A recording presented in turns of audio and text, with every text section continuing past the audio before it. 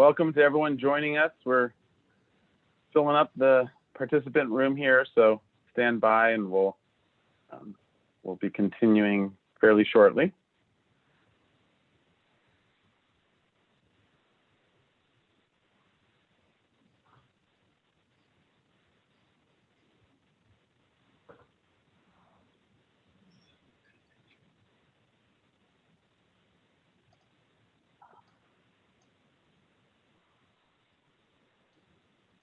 Good morning to whoever has a morning and sent a little chat.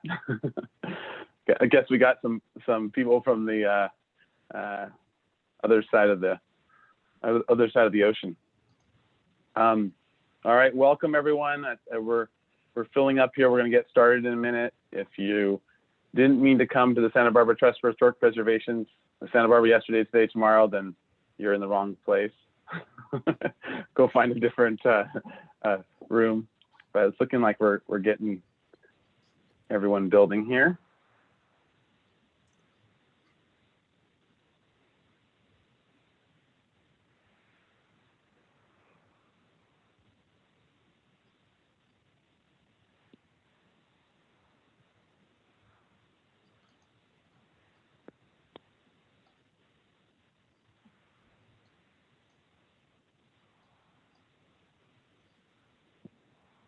All right, welcome to those who are just joining right now. We're going to get started in a minute.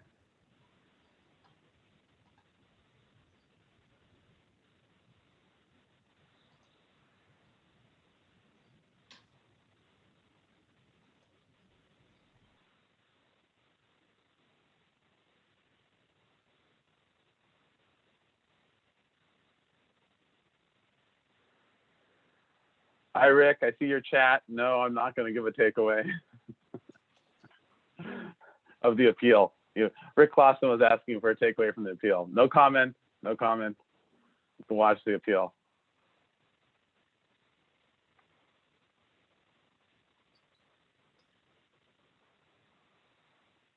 All right.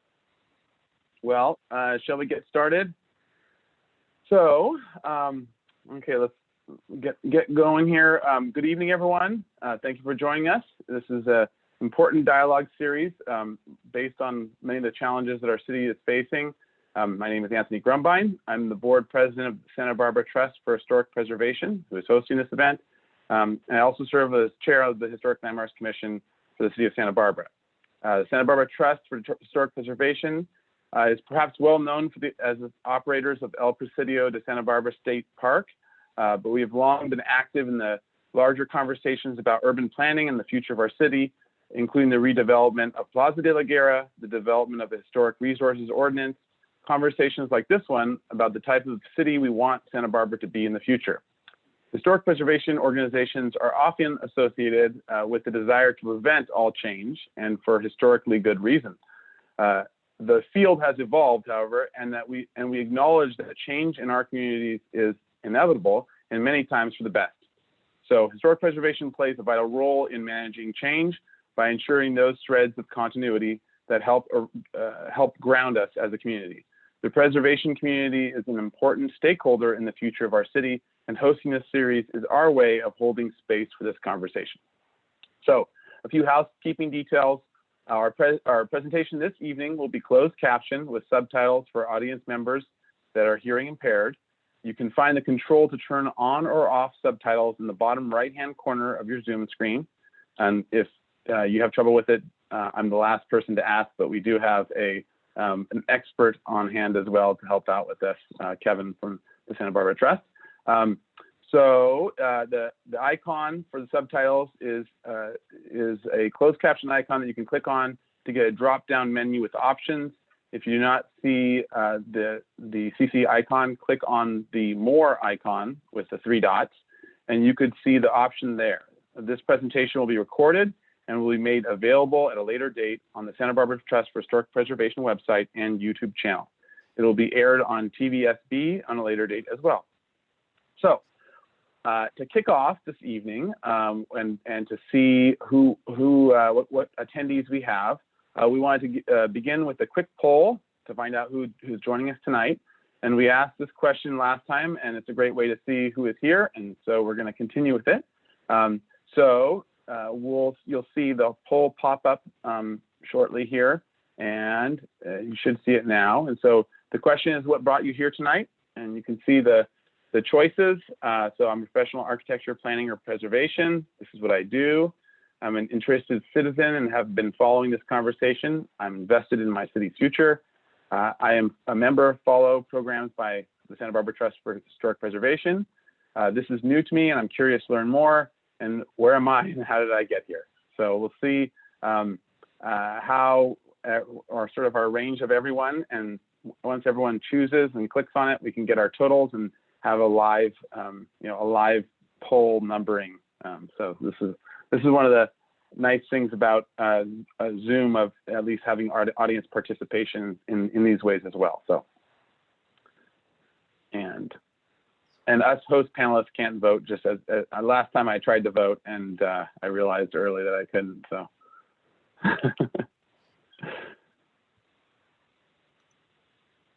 All right, so do we have results? All right, here we go. So we have 28% that are professionals in architecture, planning, or preservation. We have 42% is the highest, is 42% as interested citizens following the conversations, 10% as Santa Barbara Trust for Historic Preservation members, 14% is news to them, and 6%, how am I here, how did I get here? So, so 4 people are still looking. Well, we're glad you stumbled into the wrong room, and we'll take you anyway. So let's keep getting going, and maybe you'll realize why you're here after a little while here. So, okay. So let's get on to the next.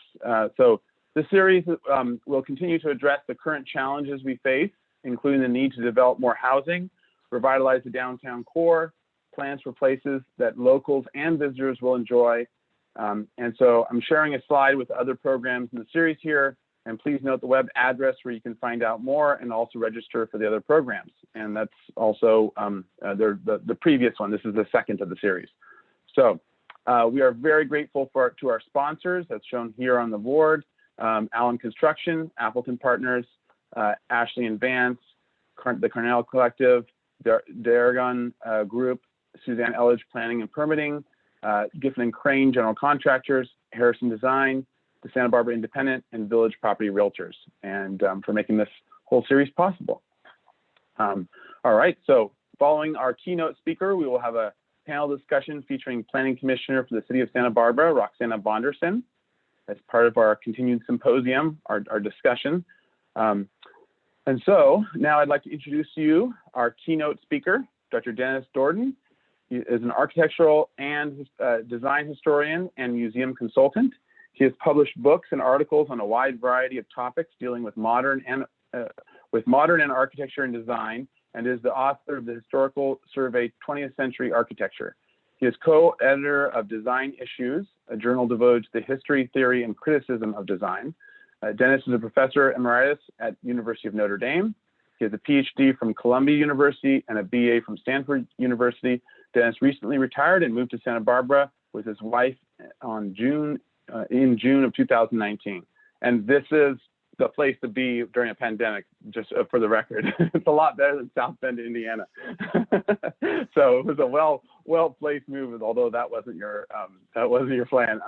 One more thing I did want to say about Dennis, to throw this in as well, I think it's interesting for people to understand as your background as well, which was one of your very beginning starts under our Dr. David Gephardt as well. And so you bring also this great continuity from back when you were starting your academia and then all the way through here. So I just want to throw that in as well, and as an introduction to Dennis. And Dennis was one of our main speakers for the symposium from 2 years ago when we first started, almost 2 years ago, in Santa Barbara today, yesterday, today, tomorrow.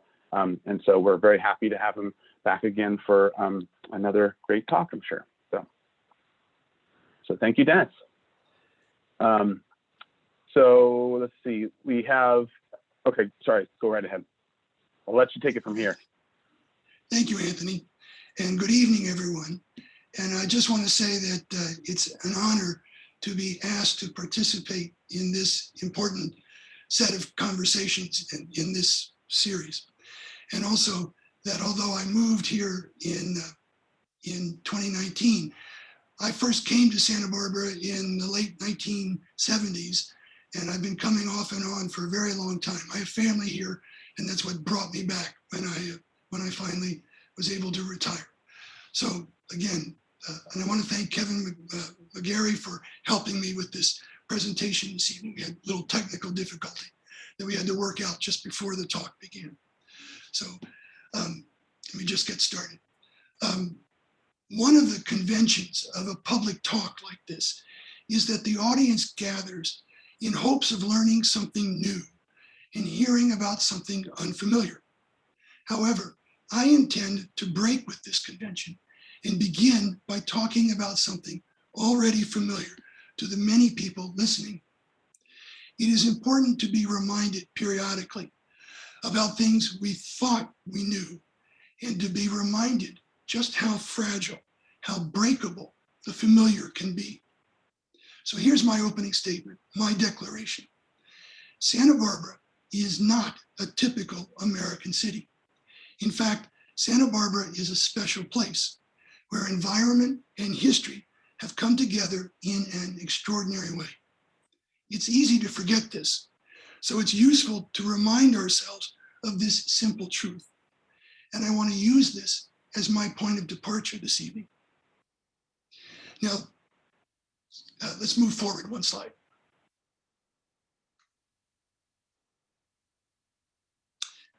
The environment is one part of what makes this place special, located between the mountains and the ocean with a very pleasant Mediterranean climate.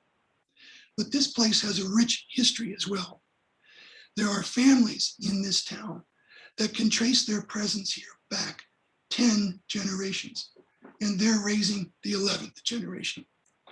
There are very few American cities or towns that have such solid links to their past and such rich histories.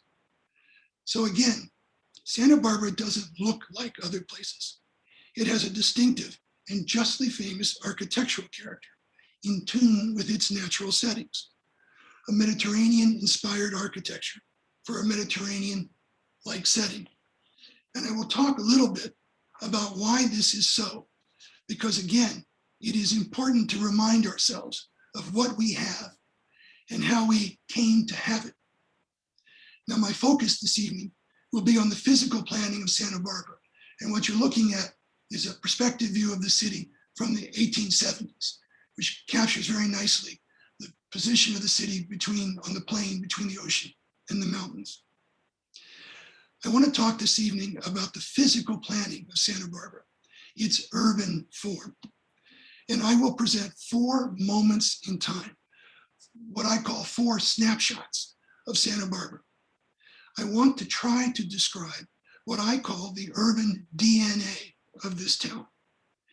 This means that I will set aside other parts of the history of Santa Barbara, not because they're not important, but because of time limits and the particular focus of this talk. However, you encounter other parts of the story as you walk around town, or even in the oddest of places, such as the end of one of the runways out at the airport. Let's go to the next slide. There's actually a small parking lot at the southern edge of the airport, just where the off-ramp from 217 dumps you onto Moffett. And bird watchers use that little parking lot because it gives you access to Goleta Slough. But as you exit the parking lot into the slough, there's this marker showing you the original layout of the area, including the location of the Chumash villages. Let's go to the next slide. This is that same area today. These 2 plans are side by side. And what it shows you is the transformation of that area and its development as the airport and also as the University of California system over the centuries. This map is a reminder because it traces the location of some of the Chumash presence here. This map is a reminder that there are people who have been here longer than 10 generations and whose story is older than the story that begins with the arrival of the Europeans. Maps and diagrams like these are also a reminder that the environment, the physical setting, is not stable, but in fact has changed in dramatic ways over the centuries. The landscape here has a history, as well as the history of the streets and buildings. So let's go to the first snapshot. Let's get started. My first snapshot focuses on the Presidio and the founding of Santa Barbara. Founded in 1772, the mission was followed 4 years later. The Presidio was one of 4 garrisons established by the Spanish in what is now California. And this is a story familiar to many of us. The Presidio conforms to the type of installation you find throughout the Spanish Empire, a square, in this case, roughly 400 feet to a side. So there's closing walls, the chapel for the Presidio, accommodations for the garrison, and a variety of necessary support facilities arranged in this great rectangle. Let's go ahead one. And I'm showing you one of the outside walls of the Presidio. For our purposes this evening, what I want to call your attention to is the geometry. It is a manifestation, indeed the first manifestation here in Santa Barbara, of a European sense of rational geometry. Straight lines, right angles, walls designed as vertical, smooth vertical planes, a very clear distinction between what is a wall and what is a roof. Now this may seem obvious, but it was very different from the kind of architecture in Chumash villages, not just in terms of the materials, but the way the geometry was used to compose or configure the built environment. So the first part of this DNA that I want to talk about is in fact geometry. Let's go ahead and start. Now, as the Spanish Empire grew, the empire was regulated by a set of laws known collectively as the laws of the Indies. And they covered every aspect of empire building, from contact with indigenous populations, conducting of trade, land titles, and so forth. One section of those laws provided a very clear template for city building. And I'm showing you an example. The image on the left is Santo Domingo, one of the earliest of the new cities, and a diagram from the foundation of Caracas. The formula, the template that's outlined in these laws was very specific. A central plaza, straight streets that created a gridded street pattern. And then it even got down to the location of particular buildings. For example, there was churches to be in the center of town, but other facilities like tanneries or slaughterhouses, which could be messy or smelly, were to be on the periphery of the town. There were even provisions for different kinds of hospitals. The main hospital was to be in the center of town, preferably close to a church. But if it was a large community, there was a separate hospital for contagious diseases, and that would be outside the city where it would be safer. Now, let's go a slide. Exactly. Except for the Presidio itself, that great square, Santa Barbara does not follow this template. The settlement grew in a very haphazard fashion, and early visitors commented on the kind of slapdash character of the village.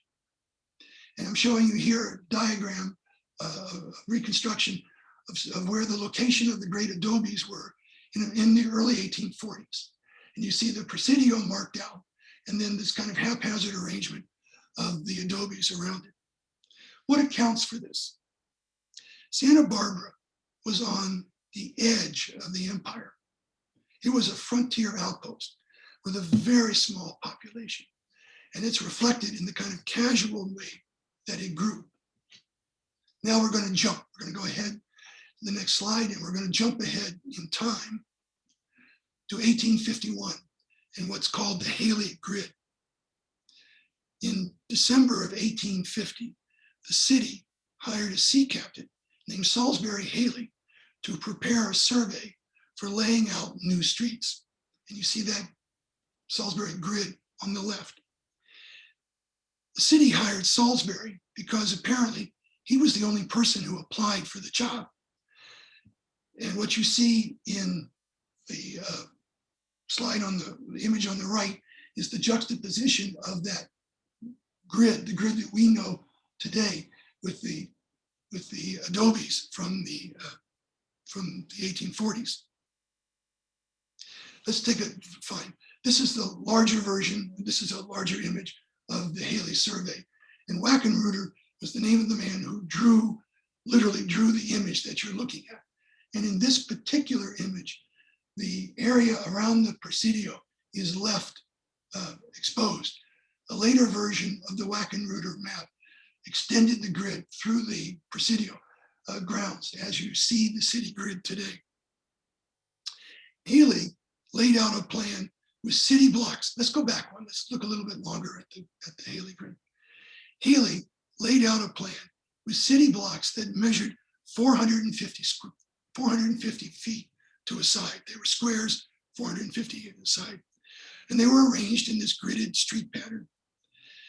Now the Hailey survey will not go down in the annals of surveying as one of the great ones. He had problems with measuring things precisely. And the city had to literally retrace the grid and do a new survey in the early 1870s. But what is important for this discussion is the grid and the block size. Grid planning was used throughout the United States as the country expanded.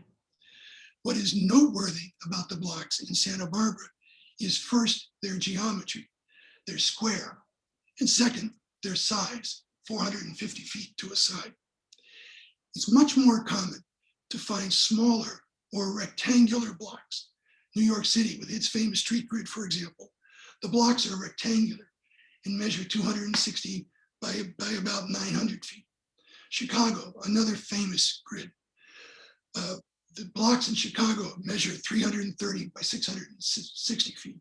So it's this grid planning of rectangles. Now we will come back to this fact later in the talk. I simply want to note it now. Now we can go forward, Kevin. So the Hailey grid was an important step in the Americanization of Santa Barbara's urban form. And eventually, the city grows up, fills up this grid, and State Street emerges as the city's urban spine, a long, straight street that takes you right down to the waterfront, with the major buildings arranged in the gridded fashion along that street. Let's go to the next slide.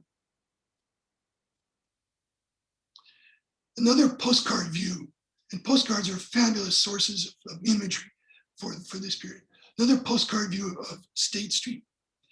The architecture along State Street in the late 19th and early 20th century was eclectic, but the new buildings conformed stylistically to trends in contemporary American architecture. This could literally be a street in any number of American cities in the late 19th and early 20th century. Various sizes, various architectural styles, some brick, some wood, but an eclectic mix. Now let's make another jump. So here's a jump to my third snapshot. First snapshot was foundation. Second snapshot was the 1850s. Now we're in the 1920s, and you're looking at a vision of State Street drawn by George Washington Smith and Luda Marie Riggs. The 1920s begins to change the discussion of the architectural character of Santa Barbara. It's in the decade of the 1920s that architects and their patrons began to seriously explore a different version of what Santa Barbara should be. Here, a unified architectural image is proposed as an alternative to the eclectic and frankly haphazard mixture of building types and styles that characterized the late 19th and early 20th century city. And it is projects like this that began to inscribe or encode the forms of Spanish Mediterranean architecture into the urban DNA of Santa Barbara. And by that I mean, it began the argument to persuade the citizenry and the city council that this was a viable way to think about and plan and build the city.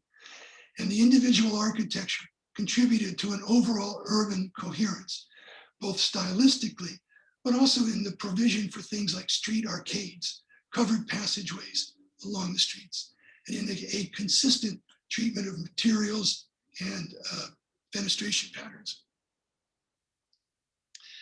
But the 1920s were about more than a debate over architectural styles. There was a real interest in urban planning.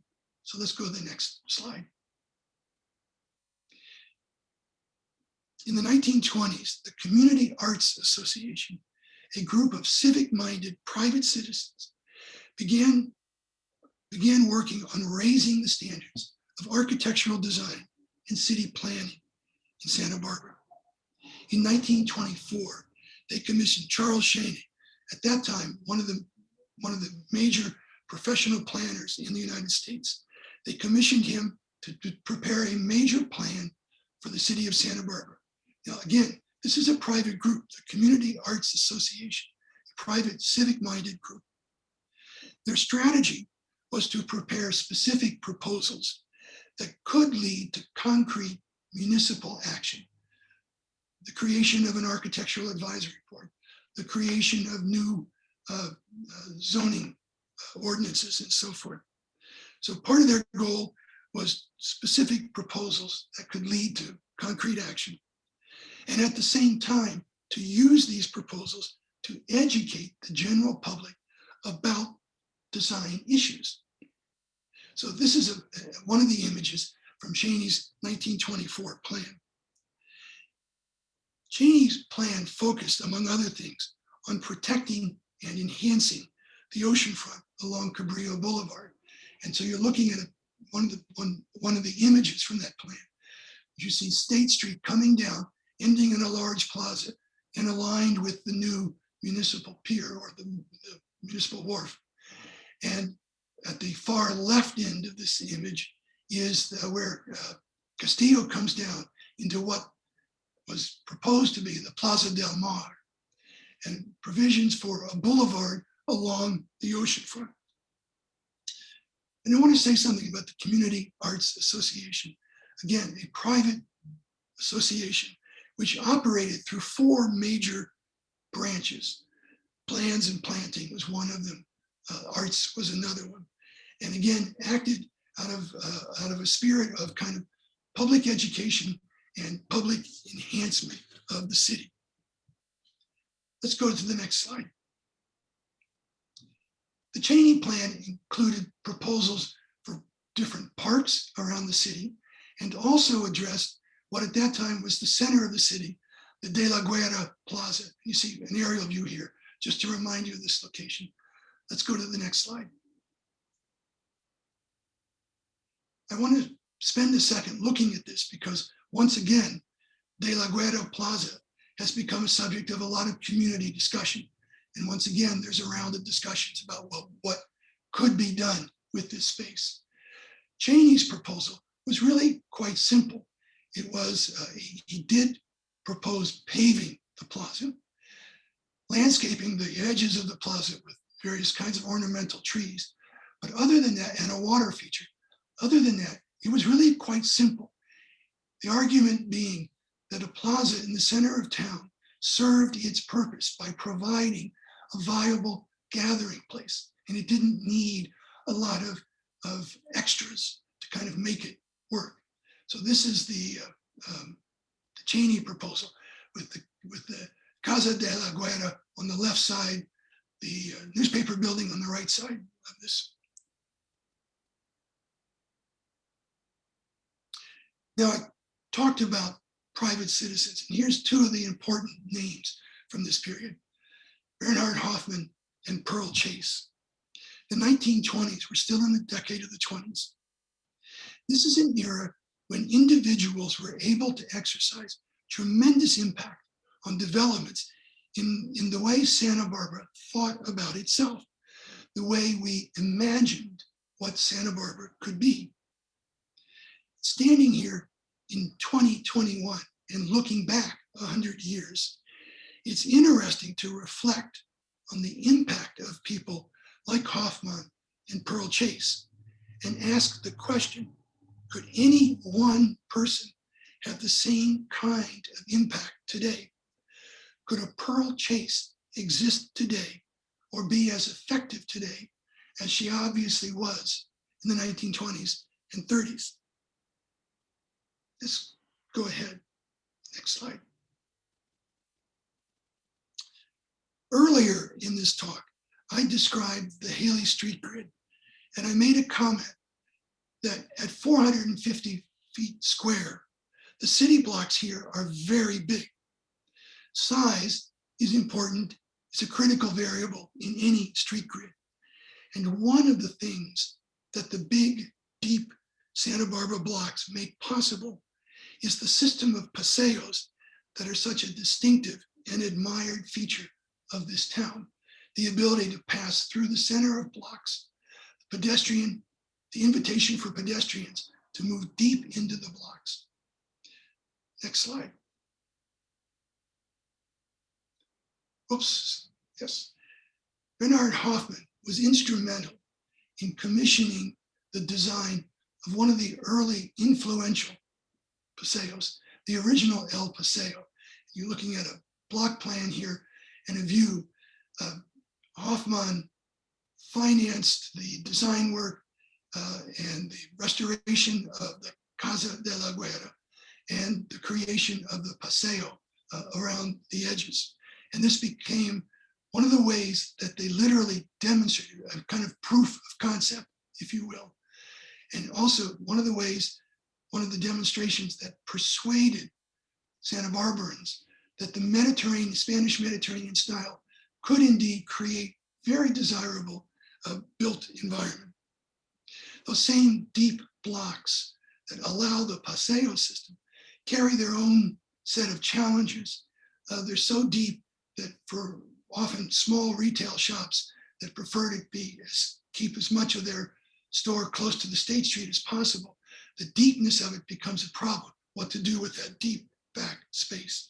And so it's something that we need to be thinking about and talking about.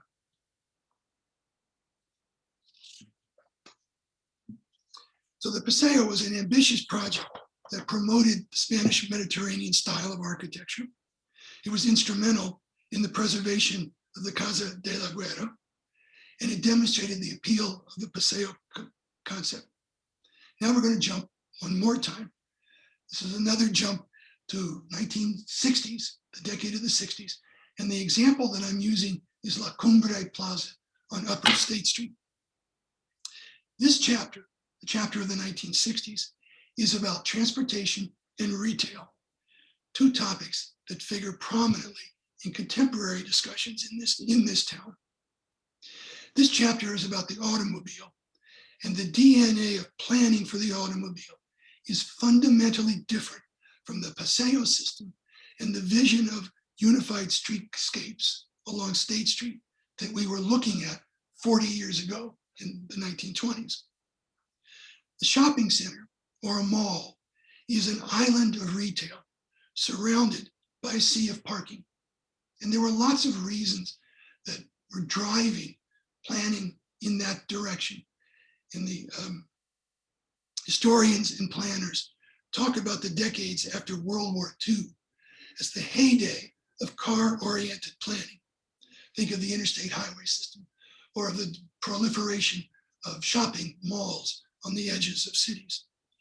In cities across the country, one of the crucial dates in the story of downtown retail is the date that the first mall on the edge of town opened. Suburbanization meant that the place you lived was separate from the place you shopped, and that was separate from the place you worked, and the private automobile replaced public transport transport as the way you navigated the built environment, the way you got from one part of your life to another. Let's go ahead.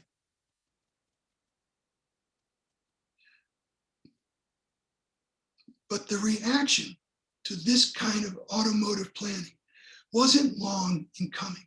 And what I'm showing you now is an aerial view of a community called Seaside, Florida. And work at Seaside started in 1979. It's a true new town. This was piney woods before then. You're on the panhandle coast of Florida near Fort Walton, between Fort Walton and Pensacola. Seaside, Florida was the first example of what came to be called the new urbanism.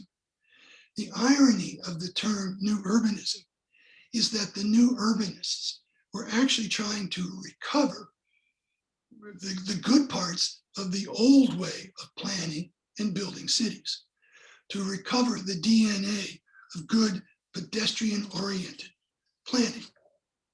Let's go forward a slide.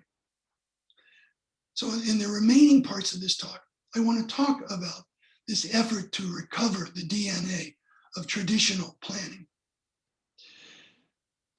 One of the innovative aspects of the planning of Seaside was their use of the development of an urban code. And what they did was take the plan of Seaside and divide up or imagine different areas of the plan and develop particular building types that would be appropriate for that area.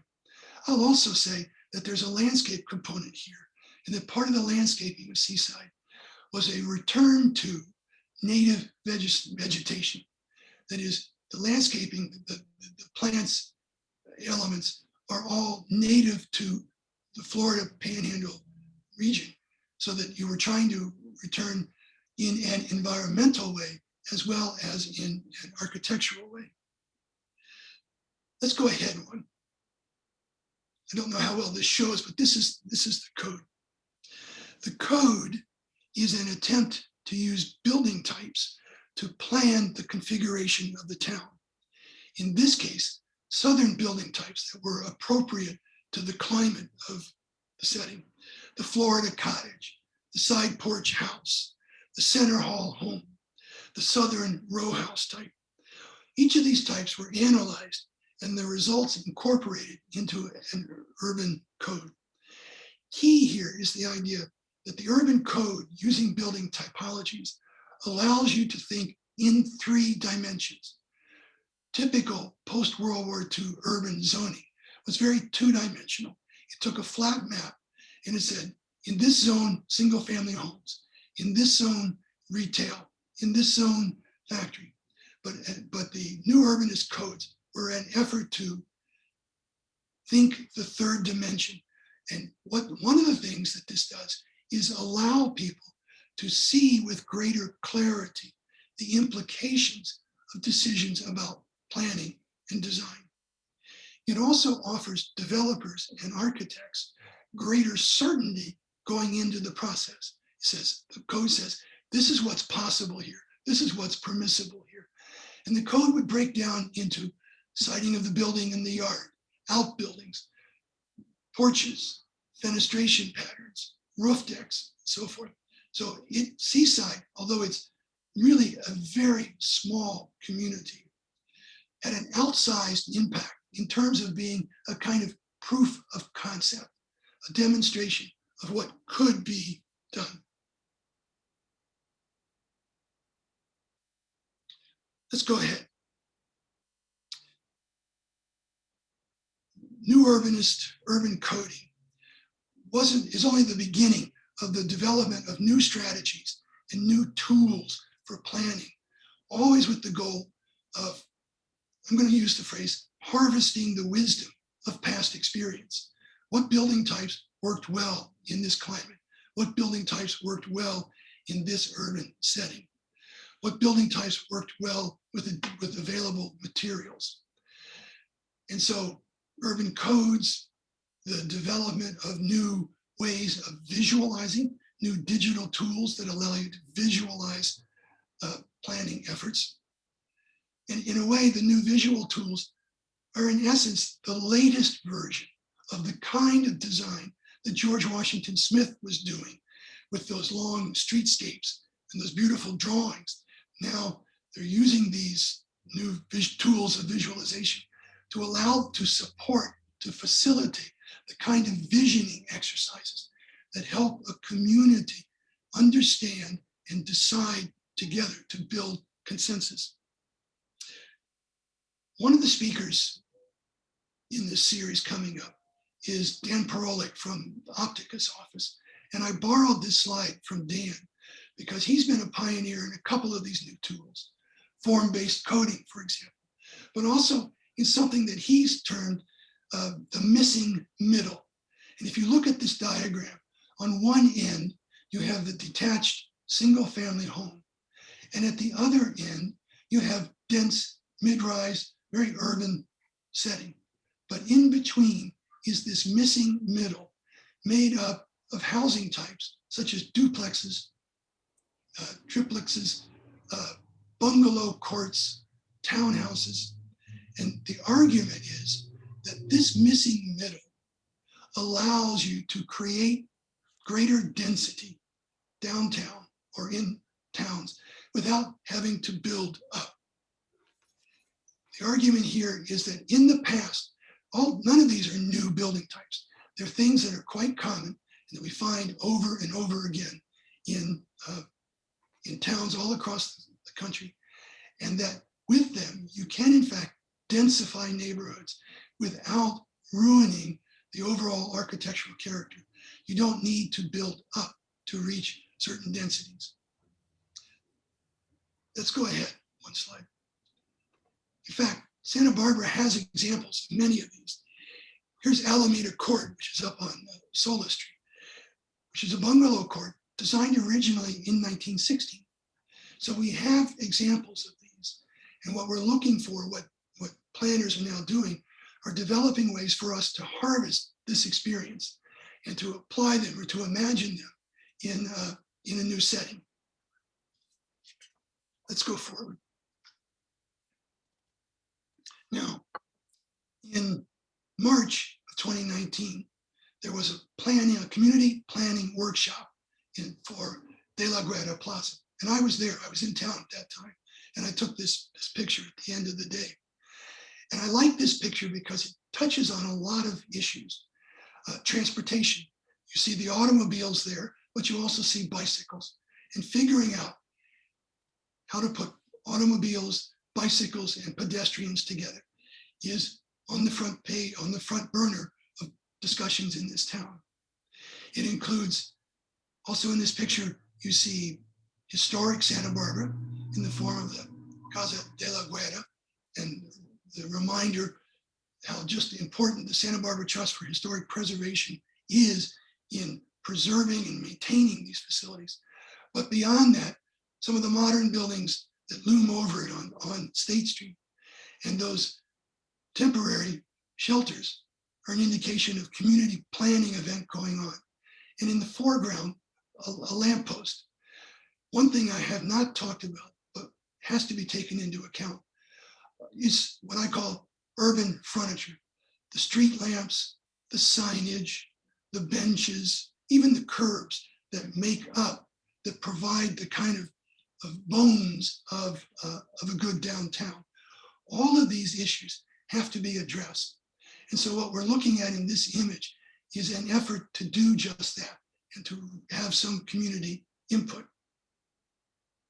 Next one. A view from standing in the plaza, looking out towards the mountains, and a plan from Charles Chaney. I said that Chaney was really one of the leading professional planners. And in 1928, he addressed a national conference. And this is one of the statements from that about what the obligation of a planner really is. And it's a very broad, inclusive, expansive vision of what planning is. It's not just about solving parking, or not just about solving circulation or public transit. It's really about the enhancement of a place and the concept and the belief that every place has an individual character. Now, this is my final slide.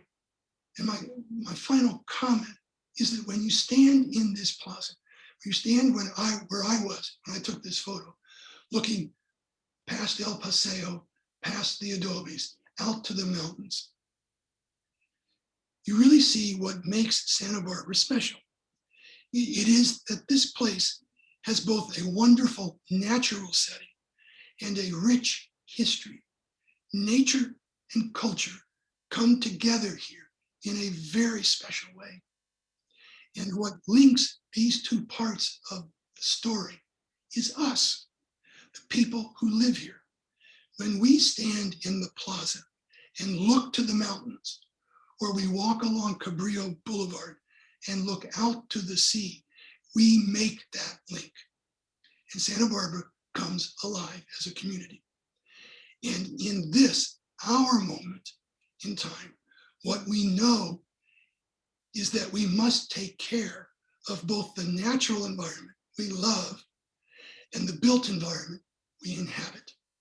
Okay, now I just wanted to make a short presentation because we have a good panel and I'm sure there's lots of things we want to talk about. So thank you for your attention.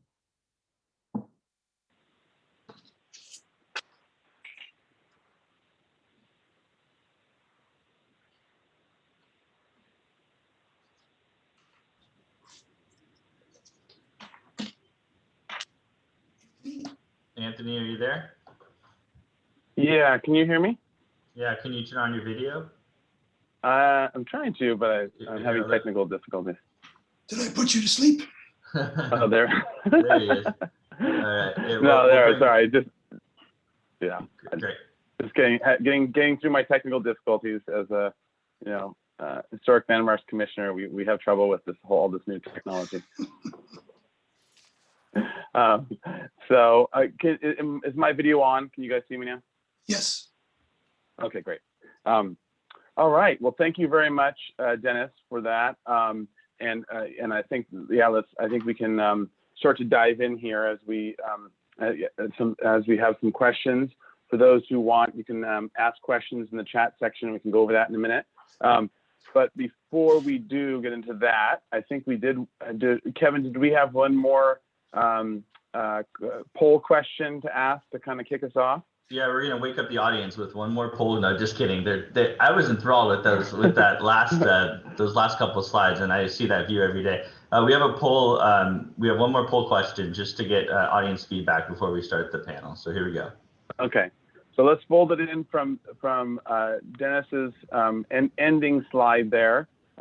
So we have a question for you all, and you can only pick one. That's the beauty of this poll. You have to pick one and only one. So what do you think is the most contributes most to Santa Barbara's essence and character? So in the spirit of Cheney's quote here.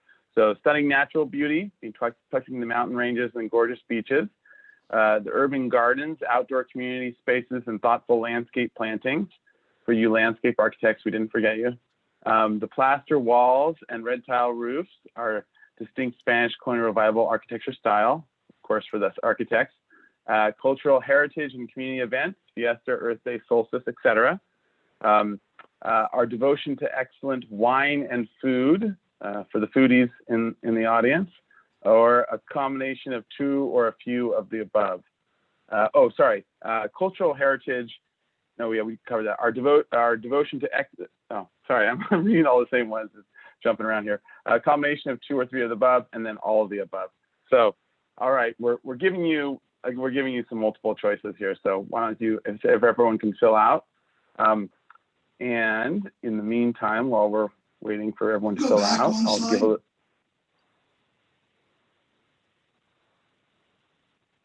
Yeah, if we can go, there we go. Nice, there's your inspiration. So choose one if you can. If not, you can default to the multiple. But all right, so now as we're about to kick this off into the symposium portion, I wanted to introduce our our panelists, City Planning Commissioner Roxanna Bonderson.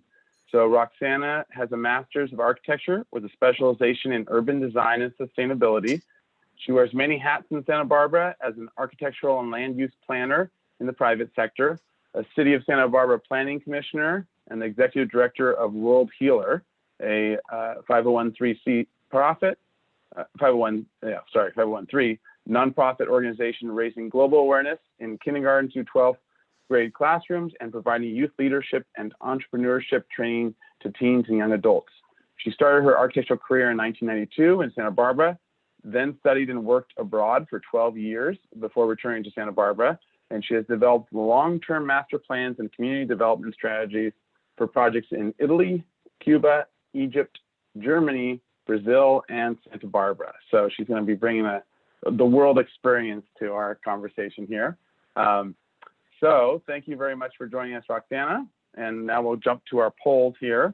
So we've got, let's see, well, our highest is cheating and doing all the above with 40%. And then we have 36% with the combo.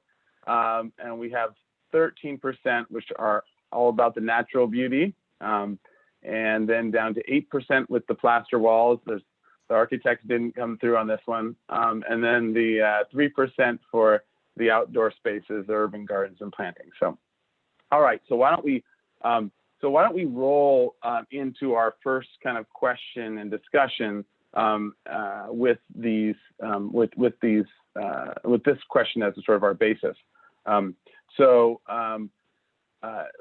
If you would, Roxanna, and then Dennis as well. And actually, Kevin, can you put up that last slide? Because I think this is at least a quick little thing it would be good to go into. Cheney talks about the character of the particular character of the city. So that makes it special, right? The life and subtle character, the individuality. So let's talk a little bit about Santa Barbara in that way, but also it might be helpful to kind of compare and contrast to other cities so that there's something that you see that that makes Santa Barbara unique that other cities don't have, and vice versa. You see that the difference between that as well. But what's the unique character that really is the goal of enhancement? So, all right, Roxanna, I'll let you kick it off, and then we'll go to Dennis for it. Sure. Well, thank you, Anthony. It's such a pleasure to be here with all of you today.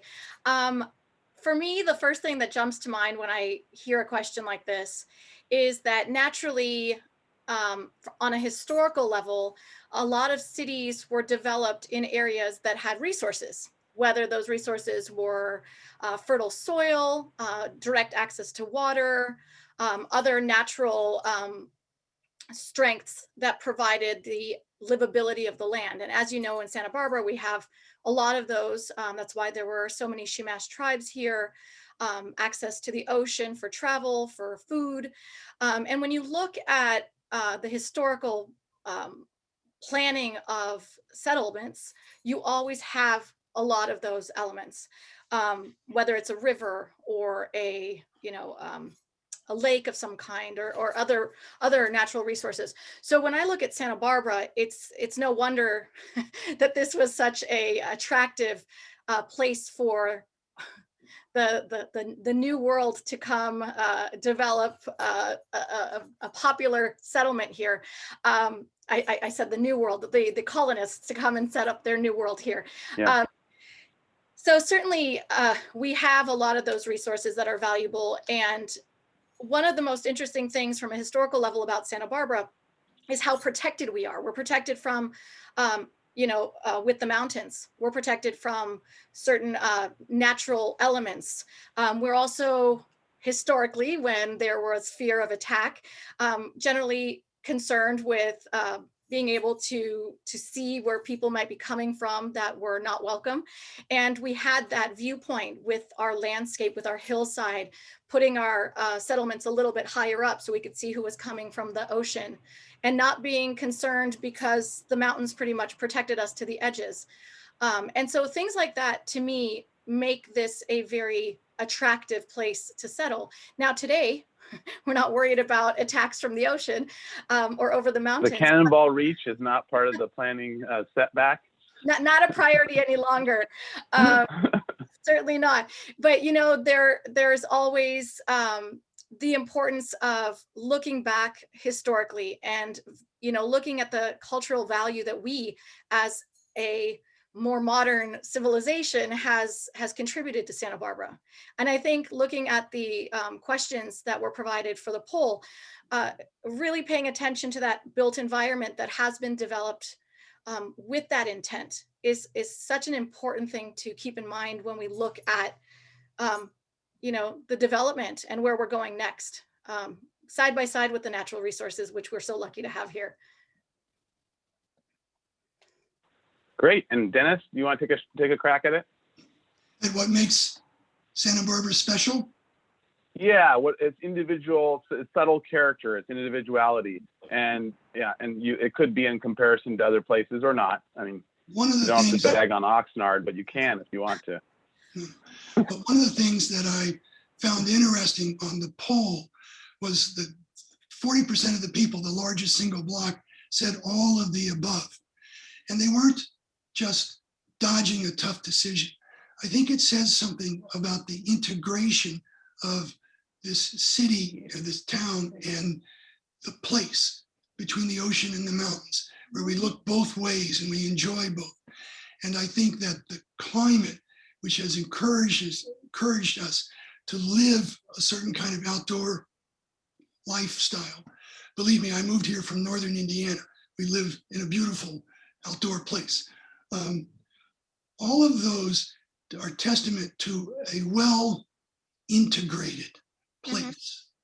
And one of the things that's a bit arbitrary about a series like this, or a series on the experience of different ethnic communities within Santa Barbara over time, is that by focusing on one thing, you can go in depth. You can learn quite a bit about that one thing. But in the end, you have to come back to the community as a whole. And one of the things that I think is very important about Santa Barbara is therefore this DNA, what I keep calling the DNA of this town, the street grids, State Street, the big blocks, so you can use paseos that create a framework which allows a lot of different things to flourish and a lot of different things to happen.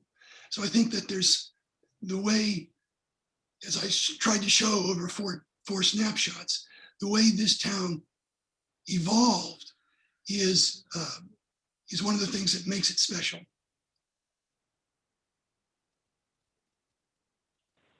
Great. All right. Thank you. I'm sorry. I just had a second there to unmute.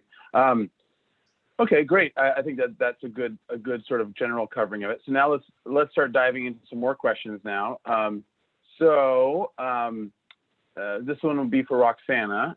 So what are your thoughts on community involvement as a driver for positive development in our city? And I think we saw some of these, some of the references that Dennis has made, but nowadays, what do you see as, and as obviously being part of the Santa Barbara scene for several years now, and previously for your life growing up here, and then also seeing other cities as well. So now thinking about it in particular with Santa Barbara, what are your thoughts on the community involvement, and what are some good ways, and what are some possible positive ways of moving forward? Okay, great. That's a very complex question. So if I miss any certain part, I don't mind you popping back on it and letting me know if I missed a piece, and I'll make sure I address it, because there's so many pieces to that question. The first thing I'll say is that, as you all know, today I'm a planning commissioner. I started last January, a year ago. And the reason I made that decision to get involved in this, as a public servant, was because for me, working in the field and being a practitioner, it was really evident to me that there was a lot of areas in which I, as an experienced person using the city, had difficulty understanding everything. And if I'm having difficulty understanding things or finding the answers to things, well, then certainly how would someone without my architectural experience or without my planning background even know where to begin? with regard to being involved or knowing where to go to get information. So on a very personal level, awareness is really important for me. Transparency is really important for me. And that was why I decided to get involved. So this is going to lead directly to understanding why I strongly believe that community involvement is it's absolutely fundamental, and that it's not always easy or obvious how residents of a community can be involved or to what extent they can or should be involved. So that's part of your question, you know, how do I feel about it? I feel very strongly about having community involvement. Now, how do we do that? Or what is the successful model to do that? That's a more convoluted answer.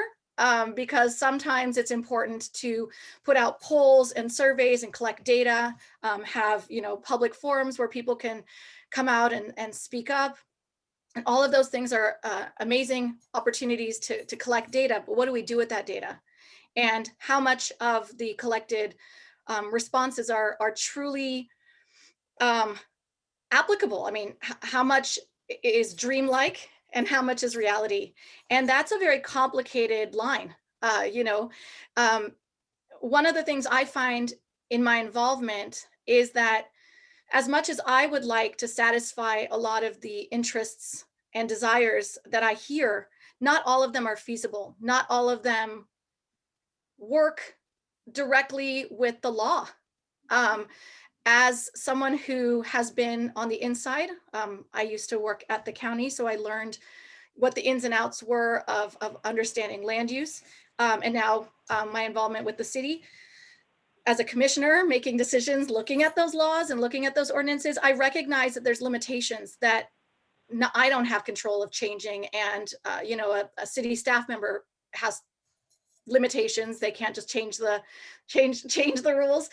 There's a whole governmental process, and it's not always pleasant, and it's sometimes very complicated. But is it ever pleasant? I don't know. No, just don't answer that. It's okay.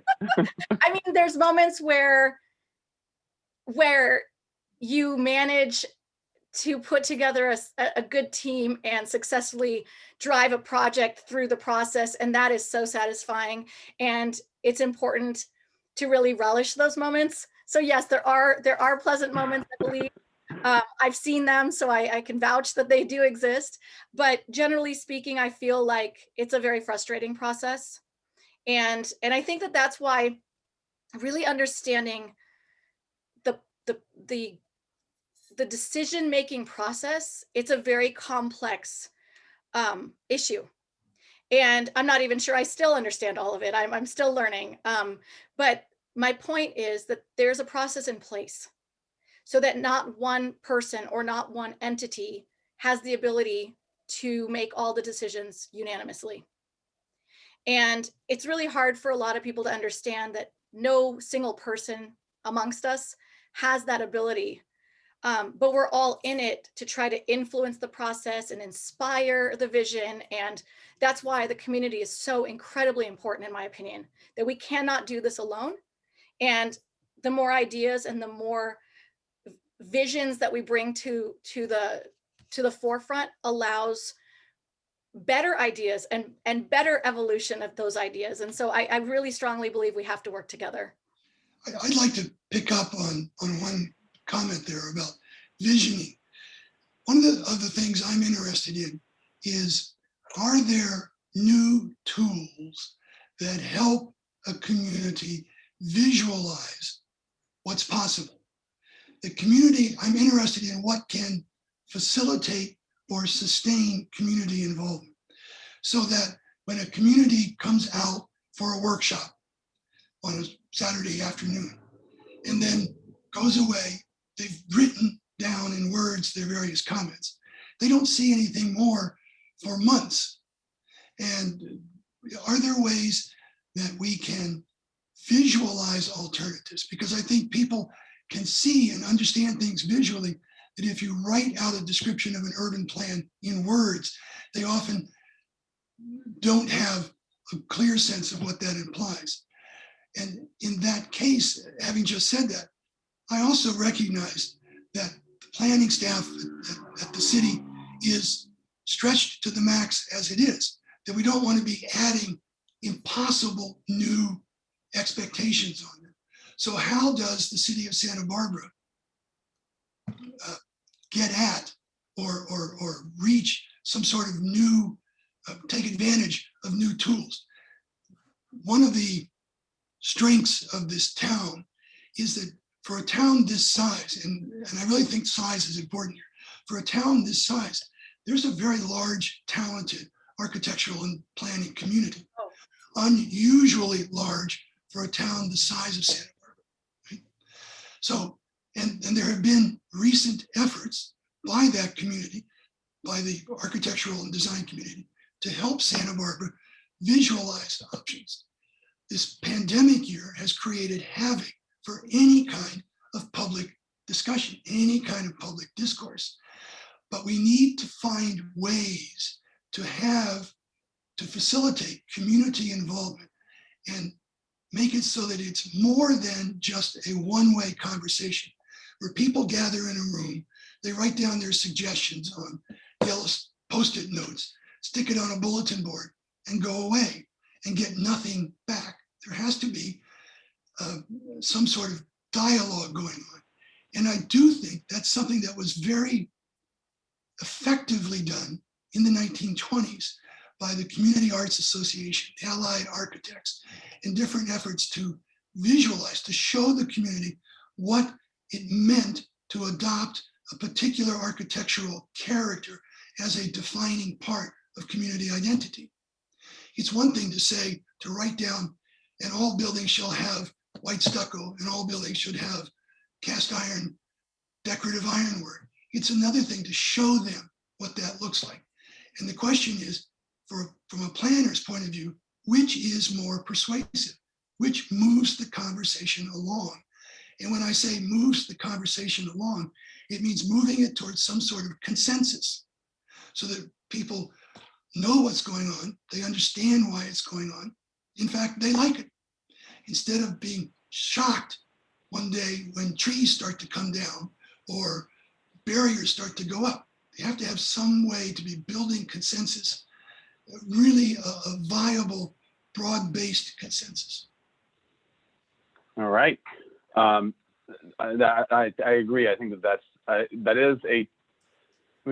is part of the key, I think, to success of this is also is that what is the mode in which things can actually get done, right? So you can have all the greatest ideas in the world, and at the end of the day, if you don't have a way of actually translating that into a way that everyone or those who are making decisions can actually make that decision, can understand that idea and then implement it.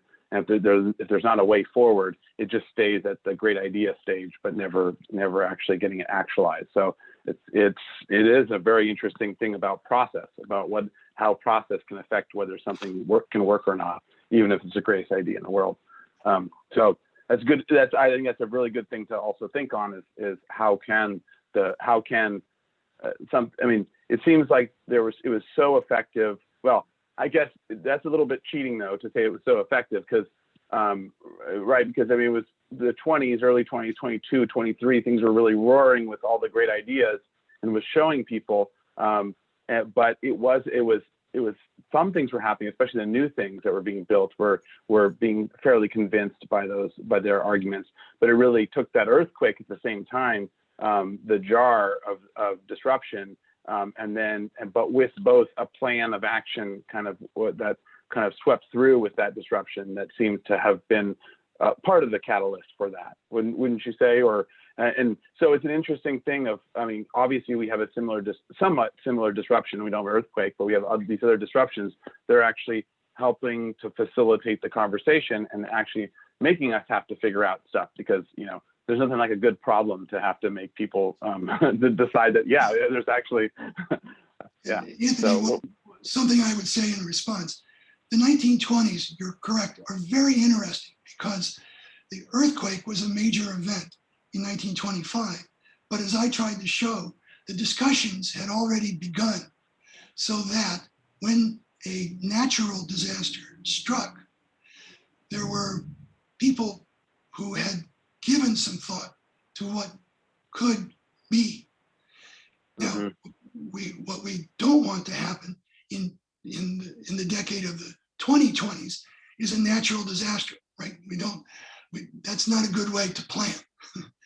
But it is time to think seriously about what Santa Barbara could be, particularly in light of constraints, changing environmental conditions, changing social conditions, changing political conditions.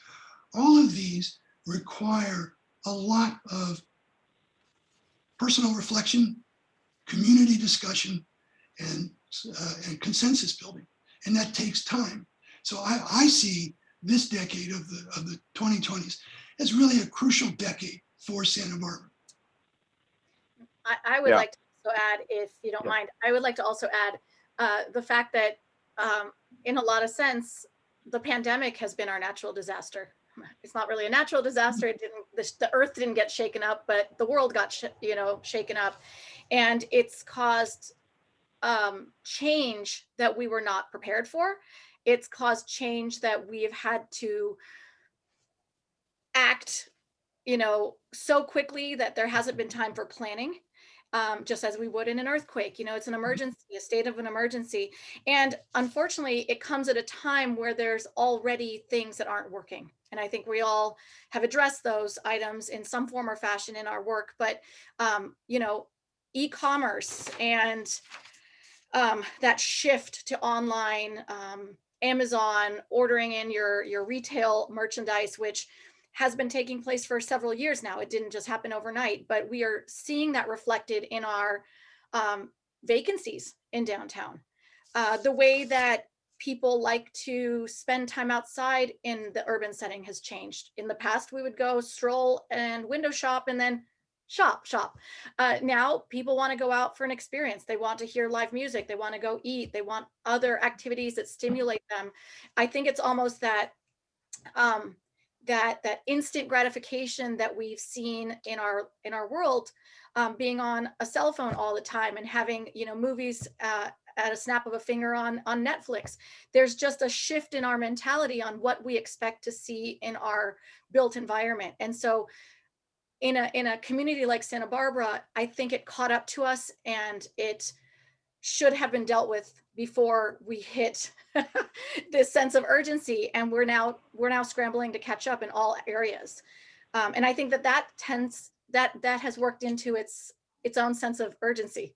That's our earthquake, where we find ourselves today, and all of these extra pieces like the pandemic certainly don't help. So where does that put us? Here we are, kicking our tails trying to catch up, right? Yep, that's true. Okay, let's jump to another question or two from the audience. We'll take this one because this is an easy one. Are Roxanna and Dennis on two sides of the same shoji screen? So the answer to that is no, because Dennis has an asymmetrical one and Roxanna has a symmetrical one. So you can see that they're definitely not the same side. That was not our version of pandemic symposium. All right, we'll go on to the next one.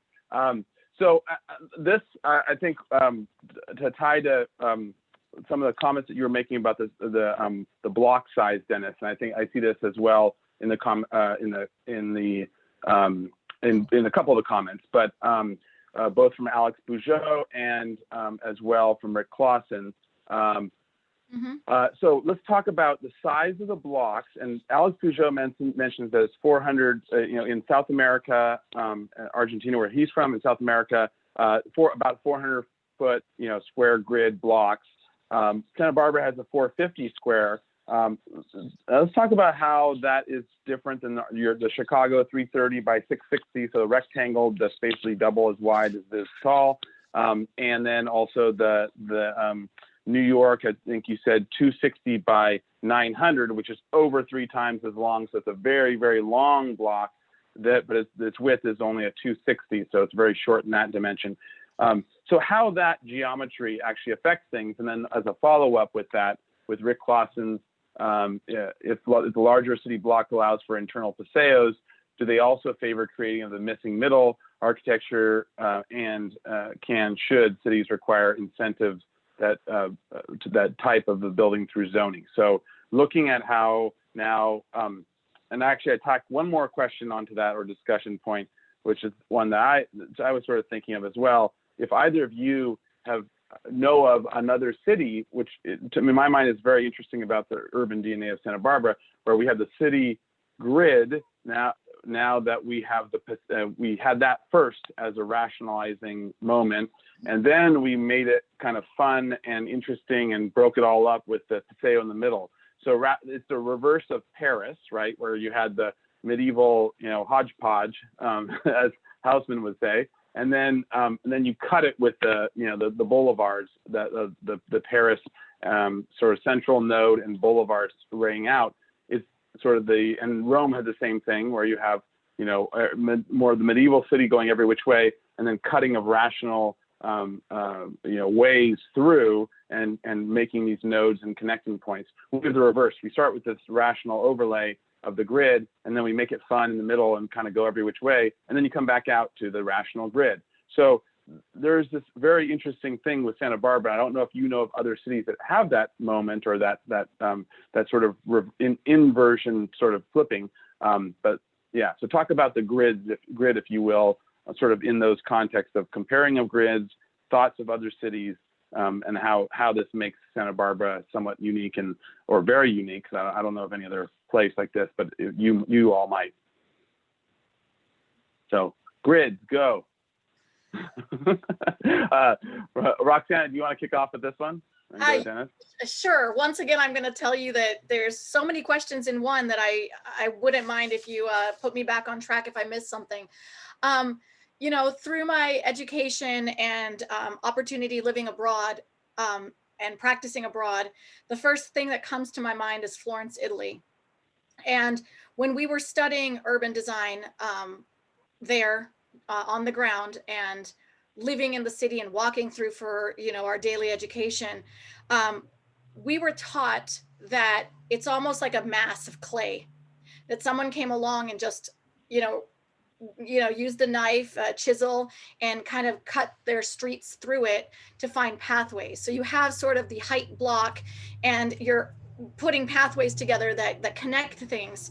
And for me, that was always a very fascinating way of looking at cities, especially because that is obviously an older city. It's an example I was taught it was an example of successful architecture and urban living. But you have to also keep in mind that they had very different height allowances than we do. In fact, I don't think they cared, and they didn't plan for it. They just have naturally higher structures in the city center. Whereas that's how Italians do it. They're just like, yeah, whatever, just make it beautiful. I know, and somehow they do a really good job without planning for it. They pull it off. They really do. And I just think about the difference between the city centers, where those blocks are all different, lengths. I don't think they follow any rules. Some blocks are longer, and it might have a palace or two all attached, and you just keep walking and there's no options to go left and right. And then there's other places where you could just turn, and it's just a little maze. And I think about those things with response to your question, because for me, I always thought of that as a certain model that I looked for in Santa Barbara areas, because that, in combination of the golden ratio, the 1 to 3 height. So if you're in a narrow walking space and you have your little human, having the 1 to 3 scale where your structure is 3 times the distance. I always really valued that sense of scale. And I think that when we look at anywhere and we pass our own personal judgments on what's good design and what's good urban living, I feel like we have to recognize that all of us will probably have a different scale that feels natural to us. And to me, you know, whatever that human scale is to me that seems ideal might be very different for Dennis, or maybe very different to you or anyone else listening today. And so I think that as a value system, we need to discuss, you know, again, it's what's the right answer. And I have more to say on this, but I'm going to pass it over to Dennis, and I'll come back to one of the other questions you asked, and we'll keep going. All right, sounds good. Although let's go to Dennis, and then I think we'll try to take one more, because I think we are over time as well. Sure. So we'll do that, and then leave the more to the even later discussion. So Dennis, you want to take a shot at the grid? Yeah, a couple of quick comments. One, I would look at other Spanish foundations in the Americas for the size of blocks. I believe they're quite large in some South American cities. The other example that I would look at, I believe Salt Lake City has blocks that are about 600 feet square. And it's typical of a lot of Mormon foundations that they use very large blocks. The grid is absolutely relentless, and it is typically promoted as being very neutral and rational. Remember, when you're laying out a street grid, it's not empty land. Somebody owns the land. And when you lay out and say, this is now a public street, somebody loses a slice of their land. And so when you look at the history, not of the grid as an abstraction or as a planning ideal, but the history of the creation of grids in individual cities, when they literally laid out the streets, you'll find a lot of conflict over land rights. And I think that the grid appealed as a kind of neutral, the right angle and the straight line played no favorites. And so you can make that argument. Dennis, All right, are you? Roxanna? I don't want to interrupt you. I wasn't sure if that was a breath or if you're stopping. Before we go to the next question, Anthony, I thought of something I wanted to share. Is we're talking about the grid, but I don't want to miss those the negative spaces in the middle. You know, open space. I feel like that is an extremely valuable item that you can't look at one without the other. And something that I have always worked with and had the pleasure of working directly in some certain cities that are new cities, right? So in the New World, the Spanish settlements, as Dennis mentioned, in South America, two come to mind. One is Havana in Cuba, and one is Buenos Aires in Argentina. And for me, those were cities where the planning was based on what was successful, and what the settlers and the architects and the planners brought with them as successful city planning. They learned from the mistakes, they saw what wasn't working, and they brought in very beautiful, you know, city urban design. So you have your plazas, you have your paseos, you have the widths of the boulevards, very, very well coordinated with the smaller streets and calles and villas, and you know, you have multiple sizes that fit together to really create an ideal living environment. And I feel like when we talk about Santa Barbara, we have such a fixed vision of what Santa Barbara is and what it should be based on what it has been. And you know, I hate to state the obvious, but the world is not the same place today as it was 30 years ago or 200 years ago. And, you know, there's more people living places, whether we like it or not. There's more people required to serve our needs, whether we want them here or not. And so we have to adapt to that. And I just feel like it's really important for us to keep in mind that we have to evaluate the new projects that are coming before us, the new proposals that we see through that lens of, you know, urgent integrated residential mixed use, so that whatever comes next serves the population that we live in today. It's really a hard place to balance.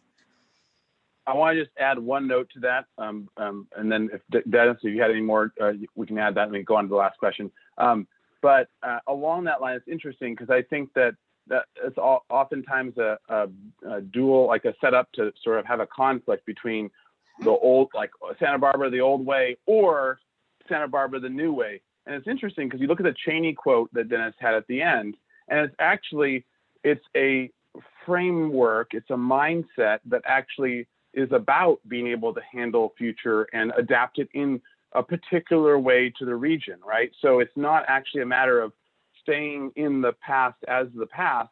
It's actually a matter of what's a really good idea that we can use as our framework for both the past, the present, and kind of building forward. So it's actually sort of a problem-solving toolkit. It's not so much a set way of doing it one way forever and ever. It's a what is our toolkit that we can use to build all kinds of things going forward, but it is our toolkit. You know, it's not some random other toolkit. So Dennis, do you have anything else on the grid before we jump on to the last?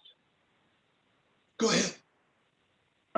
Okay, so there was a question of let's see. I wrote it down here, really. Oh yeah. So this is I think a common question about sustainability in general, a sort of a general umbrella.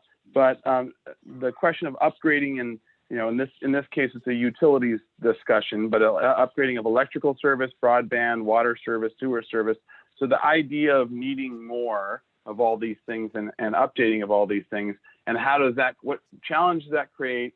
But also what solutions are there, just on sort of big broad brush strokes, as part of the obvious question of if you want to add a bunch of people, or if you want to grow the city, how does how are you going to do it, because we're limited resources, or that kind of mentality. And what do we have as sort of what it is in our Santa Barbara tool belt that helps us solve some of those questions and problems? So Roxanna, do you want to take a shot at it first, and I'm going to Dennis? Sure, why not? So if I understand the question is what should be done?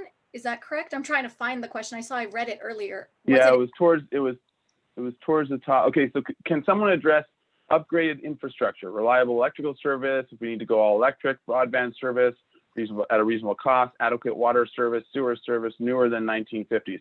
Now, that's a more technical question, but I think it's tied to the whole idea of, if Santa Barbara, the last time it really greatly expanded and added, even though it's been adding a little bit along the way, it was really the 50s. It was when, 50s, 60s was when the last kind of full boom. How do we address all these, utilities and infrastructure and those type of questions if we're going to propose this, a great add of numbers? Well, yeah. Okay, I'll go first. You might have to throw me a life jacket here. This is such a complicated question, to the point where we end up sounding like it's an opinion, and then what do we do with the opinion, right? The opinion of needing it is a very strong, suggestion. I completely 100% agree that we need to upgrade our entire infrastructure. When it rains and the street floods after like 5 minutes, that's not appropriate infrastructure. I'm sorry, it's not acceptable. And also an issue that's come to my attention quite a bit is the whole broadband service. There's a lot of cities that are a lot older around the world than we are, who are completely set up for that all city broadband, where everything can be done. Parking can be done. Moving around the city can be done. You could buy your train tickets, your bus tickets, whatever you need right on your phone. How is it we don't have that yet? For me, that doesn't seem like we're up with the times. And the question is, how do we do that? Well, unfortunately, in a city like ours and most cities, there is an entire city process, right? There has to be projects that come through, and there's the whole decision-making process, whether it goes to city council or a planning commission or a design board. It's not a straightforward, this makes sense and it's necessary, let's do it process. It's very unfortunate that it takes so long, but from my point of view, we are long overdue, and I hope that we can get this moving without a doubt. I agree with everything listed in the question. All right, Dennis, do you want to throw? I'll take a stab at it. I think that if you think about the automobile, which arrives in the 20th century, the large blocks facilitated the creation of a whole series of parking garages lining the streets downtown. And that's how we accommodated the automobile downtown. That was never intended when the block size was determined or when they were laid out. And we may well find that our large blocks have surprising advantages when we consider new infrastructure needs going forward. The other thing I'll say about infrastructure is that it will be one of the key focal points of the discussion about imagining the future of Santa Barbara, including traditional infrastructure issues, sewage, for example. Contemporary ones, what about broadband? What about wireless downtown? And future ones, what will the energy grids of the future look like if we're no longer part of big statewide grids? And if energy comes to us in a variety of forms and is stored in batteries, building side, or batteries big enough to service buildings, we don't know yet what that looks like. So the infrastructure issue, traditional, contemporary, and future needs, is going to be huge. And anytime you get a big issue like that, I think public education is a crucial part of that. So that what the city has to think about, what private individuals and community organizations have to think about, is how we carry on a public education project at that scale so that we can figure out the answers. I'll also say, I just finished reading Bill Gates's new book. I don't want to plug it except to say that Bill Gates says, we will invent a solution to all of this. He's absolutely convinced. So the issue is, if we invent solutions, will the grid be able to accommodate them? And my own feeling is, given the size of the grid and the durability of the grid, I wouldn't be at all surprised if we don't find new virtues in these 450 square foot blocks here in Santa Barbara. All right. Well, I totally agree. I think we can end on that happy high note. Go grid. Very inspiring way to end. Solve our problems.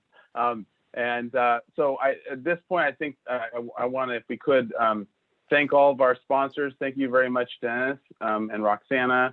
Dennis, for your great talk, and Roxanna for the great conversations. We're continuing this symposium tradition of discussion, of bringing out ideas and discussing them and kicking the tires and trying to come up with paths forward. So on behalf of the Santa Barbara Trust for Historic Preservation, thank you all. Thank you for all those who contributed with comments. There those who, I think Kevin might have some notes on this, but those of you who didn't have your questions answered, we will be collecting them as well. The final panel discussion will actually be a larger roundtable discussion, and so we're going to include some of these additional questions that we didn't get a chance to answer.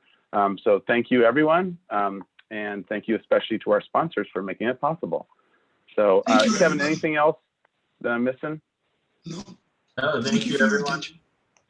Thank you for Thank you all for the wonderful questions and the hospitality. It's been a very, very nice evening. And I want to thank Dennis and Roxanna and Anthony for joining us tonight. This is Kevin from the Trust, and we have 3 more of these. So if you didn't get your, as Anthony was saying, if you didn't get your question answered, hopefully we'll be able to answer it in another dialogue, another part of the series. But thanks, Anthony and panel for all your expertise tonight. All right. Have a great evening. Have a great evening. Good evening. Good night. All right.